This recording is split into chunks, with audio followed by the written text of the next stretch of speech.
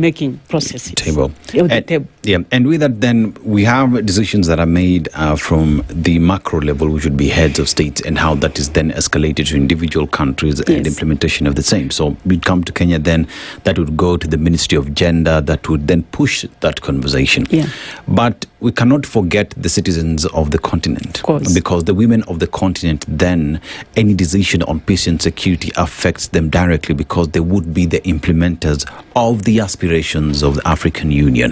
So then one asks the question, as we speak on the macro level, what are some of the strategies then that our recommendations say from African Union to be de-escalated to the grassroots, to reach each and every single woman, so that together we implement the aspirations and say, we've moved from red to green.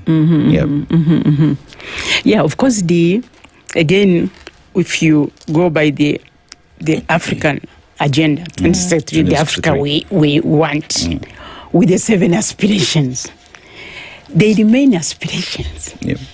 And they cover all areas. We want a peaceful Africa. We want a prosperous Africa. We want people-driven development. We want this cultural resilience and all that. But those aspirations, now to ensure that these aspirations are grounded, and that's why, through these frameworks established through the African Union, including the Office of the Special Envoy on Women, Peace and Security, is to form a bridge between those aspirations and the actions on the ground, by involving everyone. And as the UN Women saying goes, leaving no one behind.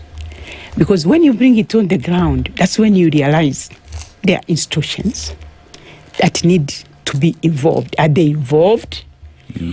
There are communities that have been already doing things. They have their own peace initiatives. Are they involved? Are they part of this process of implementation? When the heads of state leave, do they go to the communities?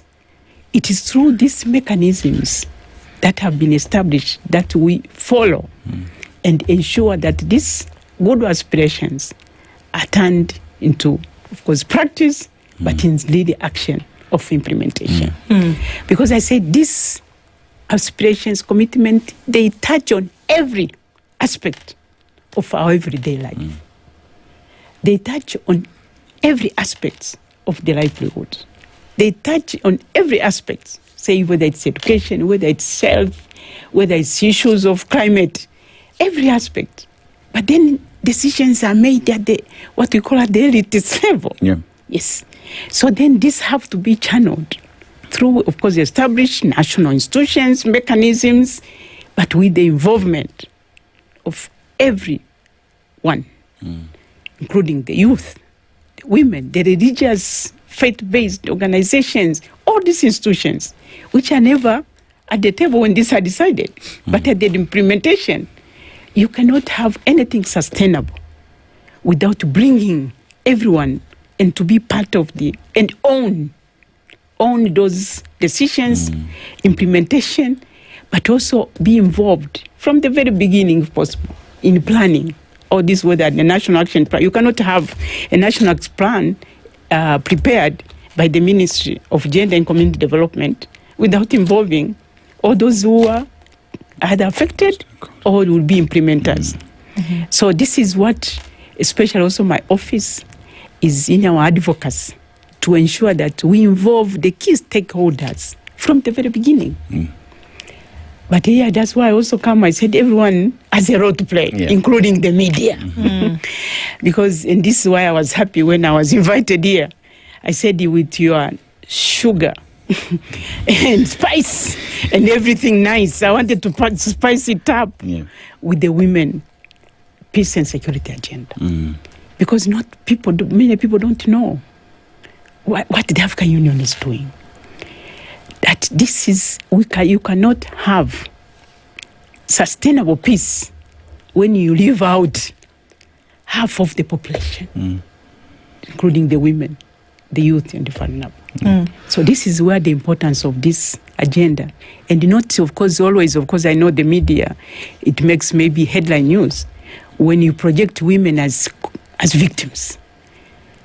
But then at the same time, we want to bring to you that to change the narrative, shaping the narrative. You are good at shaping the narrative. To see the women not only as victims, or to see the agenda of women, peace and security as only about women. It's about society building, having a safe space, having an inclusive, but having the communities, building trust and confidence among the communities through the involvement of this most excluded, at times excluded